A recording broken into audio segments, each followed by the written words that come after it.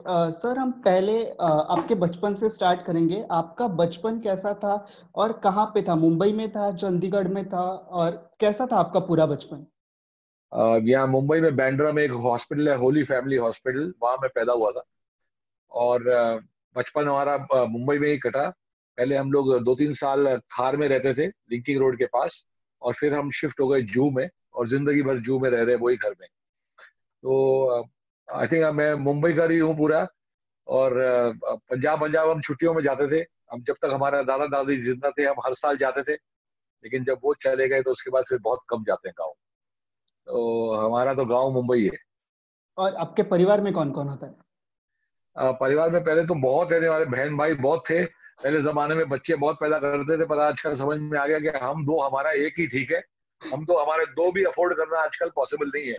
तो सब लोग प्लीज अंडरस्टैंड। मोदी जी तो बोल नहीं रहे, मैं बोल देता हूँ, हम दो, हमारा एक। तो द थिंग इज कि व्हाट इज हैपनिंग, कि हमारे टाइम में 5 बच्चे थे, तो हमारे घर में किसी के फ्रेंड्स की जरूरत नहीं थी, हम खुद ही बहुत थे। आपस हुँ, में ही खेलते रहते थे। लेकिन अब सब लोग अलग अलग दुनिया में चले गए। एक चंडीगढ़ में, एक अमेरिका में, एक कनाडा में, और एक मेरी छोटी बहन मुंबई में है। तो हम दो मुंबई में रह गए, बाकी सब चले गए, एंड मम डैड भी हमें छोड़ के चले गए। तो आई थिंक अब I have just my wife, and मेरा फर्स्ट मैरिज से सन, जो वो हीरो आने वाला है, एंड मेरी बेटी। यस। सर आप दारा सिंह जी के बेटे हैं और पुणे में एक दारा सिंह थाली मिलती है, तो वो बहुत बड़ी होती है। तो हमें हमेशा ऐसे क्यूरियोसिटी रहती है कि दारा सिंह जी का पूरा डेली रूटीन कैसा रहता था और उनका डाइट कैसा होता था? क्योंकि वो एक एक्टर भी थे, एक रेसलर भी थे, एक हेक्टिक शेड्यूल रहता है। तो वो कैसा बिल्कुल। उनका सब शेड्यूल वगैरह होता था? हाँ, ये जो दारा सिंह थाली है, ये बहुत जगह चल रही है पूरे इंडिया के अंदर। बहुत दारा सिंह थाली बोलता, हमने स्टार्ट किया, बोलते मैं भी आके खाऊंगा एक बार। तो एक दिन मैं चले गया खाने यहाँ मुंबई में, और मैं हिल गया जब मैंने वो थाली देखी।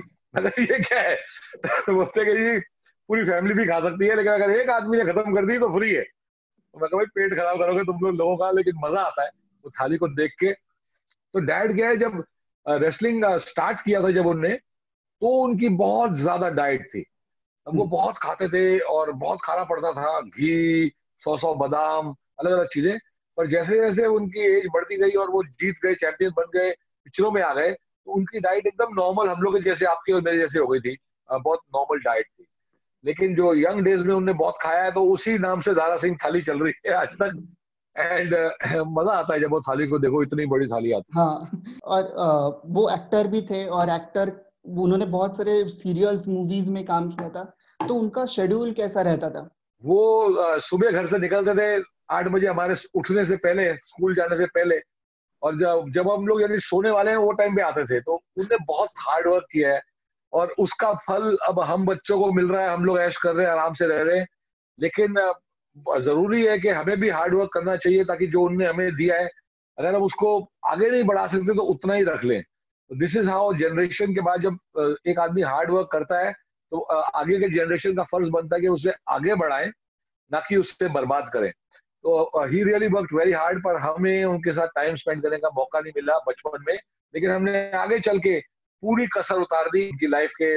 लास्ट 3-4 साल तो यू कैन से के, मतलब 12 घंटों में से 7-8 घंटे हम साथ में होते थे। तो सारा जो प्यार है, हमने पूरा ले लिया, जितना ड्यू था उस टाइम पे जो मिस किया था। यस। और उसी से जुड़ के मेरा और एक सवाल ये है आपसे कि क्या वो कौन से ऐसे मोटिवेशनल लाइंस वगैरह होती थी जिससे वो हमेशा आपको मोटिवेट करते थे कि बूस्ट करते थे या फिर? वो बड़े सिंपल आदमी थे। वो जात पात में बिलीव नहीं करते थे, और वो जात पात से एकदम हम लोग को उनने अलग रखा। हमारे को उन्होंने समझाया कि जो भगवान है वो दिल के अंदर है। कोई इधर मंदिर मस्जिद में जाके भगवान नहीं मिलने वाला, दिल के अंदर है तुम्हारे भगवान। तो प्लीज अच्छे काम करो। अच्छे करोगे तो अच्छा ही मिलेगा, बुरा करोगे तो किधर भी जाके पूजा पाठ कर लो, बच नहीं सकते तुम। तो this is the kind of thinking उसने हमारे दिमाग में, डैड लोग ने डाली। दूसरा, वो हमें बताते थे कि भाई, लाइफ में फेल होना जो है, सबको अलाउड है। आप फेल हो सकते हो, कभी डरना मत फेलियर से। और पढ़ाई में अगर फेल हो रहे हो, एक बार फेल होना पढ़ाई में भी अलाउड है। तो हम्म, बच्चों, प्लीज अंडरस्टैंड कि अगर आप एक बार फेल हो जाओ, तो आपको अगले साल थोड़ी और मेहनत करनी पड़ेगी और पास होना पड़ेगा। लेकिन डरना मत, जाके उल्टे पुल्टे सुसाइड फुसाइड ये सब चीजें कभी लाइफ में मत सोचना। Everybody is allowed to fail. जो हमारे से जो बिल्कुल लल्लू थे पढ़ाई में, वो आज बड़े बड़े सीईओ बन गए कंपनियों के। फ्यूचर में आपके लिए क्या लिखा है पता नहीं, डोंट वरी, सबके लिए पढ़ाई नहीं होती। पढ़ना जरूरी है, अच्छी चीज है, लेकिन अगर आपके लिए नहीं बनी है तो you are made out for something else. Don't give up, don't give up hope. और सीए बन सकते हो आगे चल के, पढ़ाई के बगैर नहीं बन सकते। हाँ।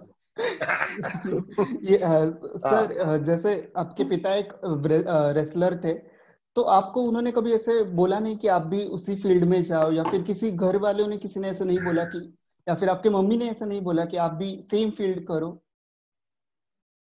हमारे पिताजी नेपोटिज्म के अगेंस्ट थे। वो कभी लाइफ में कोई चीज ऐसी बोलते नहीं थे। जो हमारे दिल में है, सब बच्चों के दिल में, जिसको जो करना है वो तुम करो। कभी लाइफ में वो बोलते नहीं थे कोई भी बच्चे को मैं चाहता हूँ तू ये बन जाए वो बन जाए। हमें बोलते थे कि यार तुम में से एक तो आईएएस ऑफिसर बन जाओ, आईएएस ऑफिसर। वो बड़ा चाहते थे कि एक बच्चा हमारी फैमिली में आईएएस ऑफिसर बन जाए, लेकिन कोई नहीं बना। तो हमारी फैमिली में मेरा बेटा भी मुझे लगता था क्या पता डॉक्टर बन जाएगा, क्योंकि वो पढ़ रहा था, लेकिन एंड में एक्टर ही बना है। तो जब जिसको जो दिल करता है वो उसे करना चाहिए, और फिर अपनी मेहनत से। आज मेरा बेटा है, वहां भी जीरो नेपोटिज्म होएगा, वो खुद हीरो बनेगा अगर वो बन सकता है तो। हम लोग कुछ उसको जबरदस्ती करके धक्का मार के नहीं बनाएंगे। This is how it is. हमारी फैमिली में ये है कि तुम हम लोग जो भी हेल्प चाहिए देंगे, लेकिन आपको अपनी लाइफ खुद के टर्म्स पे जीनी है। दैट इज हाउ वी, हम जैसे ब्रिंग अप किया डैड ने, वैसे हम अपने बच्चों को ब्रिंग अप कर रहे सर, लेकिन ये आपने, आपके डैड ने आपको जिस तरह से ब्रिंग अप किया इसके बारे में बताया, पर लेकिन एक सेलिब्रिटी के आप बच्चे हो, तो एक सेलिब्रिटी प्रेशर रहता है, एक सेलिब्रिटी पीयर प्रेशर जिसको हम बोल सकते हैं, वो आप पे कभी था, या फिर आपको ऐसे सोसाइटी से कभी लगा? हैं। नहीं, हमारे ऊपर ऐसा ज्यादा कोई प्रेशर वेशर लेता नहीं हूँ, रिलैक्स सोल है हमारा। तो आई एम श्योर बच्चों को आता होगा, क्योंकि जब आपके फादर ने इतना नाम कमाया है तो आपको लगता है कि भाई उनके शूज में मुझे फिट होना है, तो इतना इजी नहीं है। और मेरे डैडी का साइज था नंबर 1। वो तो जूता बनता ही नहीं आजकल। मैं तो हाँ। 10 नंबर का साइज है, तो मैं इतने जूता पहन के इतना ही चलता हूँ जितना उस जूता में हूँ। कोशिश हमने बहुत की, अच्छी तरह किया। आज तक लोगों का प्यार मिल रहा है, और इससे ज्यादा क्या हो सकता है। जो भी बोलता है दारा सिंह का बेटा है, हमें खुशी होती है। और मेरे बच्चे को भी कोई बोले कि वो दारा सिंह का पोता है, तो मुझे बड़ी खुशी होगी, बिकॉज हमारे फादर ने हमारी लाइफ में सब कुछ किया है। एंड उनका नाम जितना रोशन हो कम। सर, तो ऐसे हो सकता है कि जैसे हमारी लाइफ है वैसे ही आपकी लाइफ है, स्टार किड्स और नॉर्मल किड्स में कोई भेदभाव नहीं, एकदम नॉर्मल लाइफ थी। बिल्कुल बिल्कुल बिल्कुल बिल्कुल, हमें बिल्कुल एकदम नॉर्मल किड की तरह हम बड़े हुए हैं। बिल्कुल, हमें कभी भी लाइफ में ऐसा कुछ नहीं फीलिंग दिलाई कि भाई तू स्टार किड हो, या ऐसा कुछ नहीं। हमारे माँ बाप ने हमें एग्जैक्ट सिंपल, हमारे बच्चे भी वैसे ही बड़े हुए हैं, कोई फर्क सर, अब हम आएंगे बिग बॉस 3 के तरफ।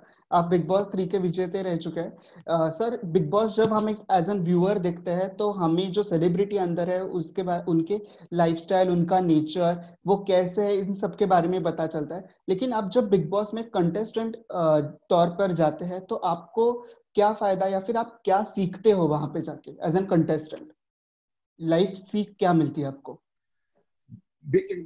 हाँ देखो, बिग बॉस का जो परिस्थिति है वो लाइफ में तो कभी आनी नहीं। वो बहुत हार्ड सिचुएशन है, वो लाइफ में बहुत कम आएगी। लेकिन बिग बॉस में आप सीखते हो पेशेंस। एक अलग ही लेवल का पेशेंस आपको समझ में आता है उस बिग बॉस के अंदर। हम्म। पेशेंस, आप कुछ भी झेल सकते हो उसके बाद, क्योंकि बहुत डेंजरस होता है बिग बॉस के अंदर। लोग आपके पीछे पड़े होते हैं, खून के प्यासे हुए होते हैं, और वो आपको गिराने की ट्राई करते हैं। तो उसमें आपको एक तो भूखा भी रहने की आदत पड़ सकती है। आपको समझ में आता है कि खाने के बगैर भी इंसान जी सकता है। नफरत जितनी मर्जी मिल जाए उसके अंदर, यानी जो कीचड़ में कमल खिलता है वैसा भी हो जाता है बिग बॉस के अंदर। तो बिग बॉस में सब कुछ आपको एक अलग ही टाइप की ट्रेनिंग है, जो आपको लाइफ में कभी वापस नहीं। Experience once in a lifetime है। बहुत प्रेशर होता है उसके अंदर, लेकिन वो है एकदम प्रेशर कुकर के जैसा शो। मैं जब सुबह उठता था तो मेरा फ्रेश डे होता था, तो मेरे को टेंशन नहीं होती थी, बाकी सब टेंशन में घूम रहे होते थे। ये फर्क है बिग बॉस में मेरे में और दूसरों में। तो मैं लकी हूँ कि मेरा जो थिंकिंग है वो वैसी है। यस्टरडे इज हिस्ट्री, चले गया। Tomorrow is a mystery.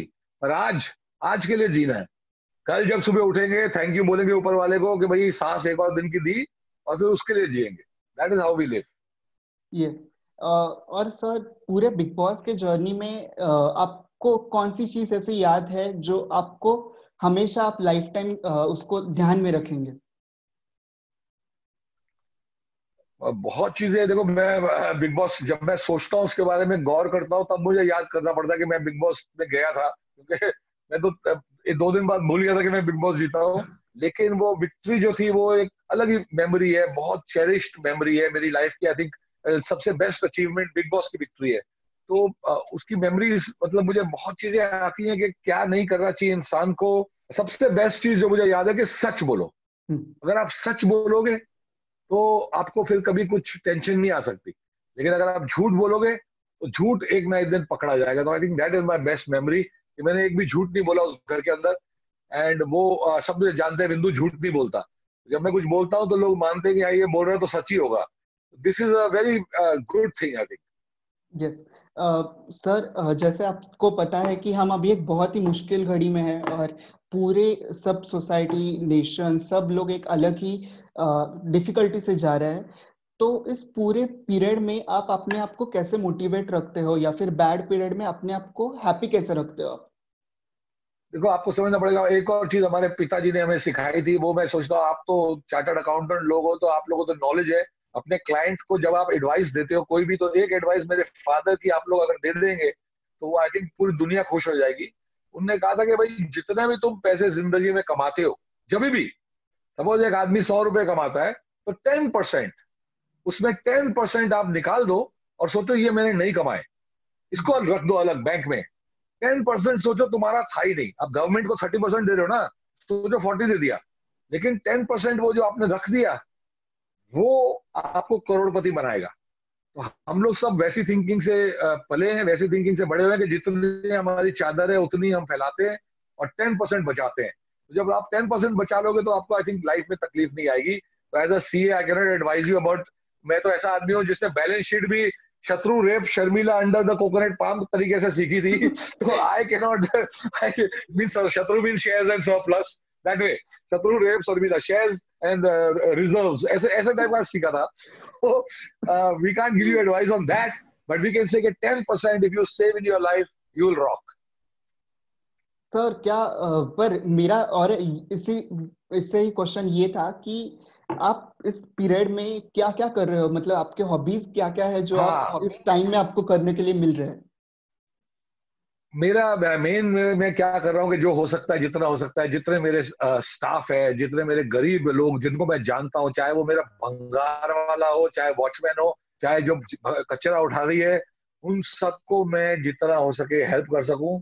मुझे बड़ी सुकून मिलता है कि मैं उनको जब पैसे देता हूँ ताकि उन लोग का कोई टेंशन नहीं आए। जो ड्राइवर है, मैं एक भी आदमी को नौकरी से नहीं निकाला। हमारा ब्लू स्काई जो हमारा नेल्स का जो हमारा पार्लर है, उसमें भी सबके सब जो लोग काम कर रहे हैं हमने उन्हें निकाला नहीं है। और सबके सबको हमने सपोर्ट करके एकदम यहाँ तक ले आए हैं कि बस ये अभी एक एंड आने वाला है।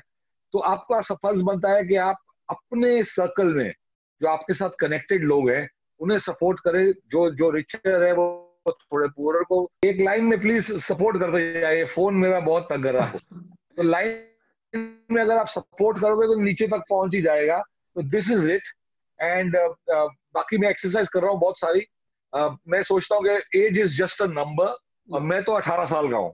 ये मेरे लाइफ में थिंकिंग है, I am 18 till I die. तो ये अपना गाना है। तो 18 टिल आई डाई के साथ में वो 18 की तरह ही एक्सरसाइज करते हैं। तो लोग बोले आप 56 हो गए, लगते नहीं हो, क्योंकि मैं सोचता ही नहीं मैं 56 हो गया हूँ। क्या है 56? कुछ नहीं है। या ऐसे सोचोगे तो आप खुश रहोगे। यस, पॉजिटिव थिंकिंग जिसको हम बोल सकते यस, यस, यस। हैं।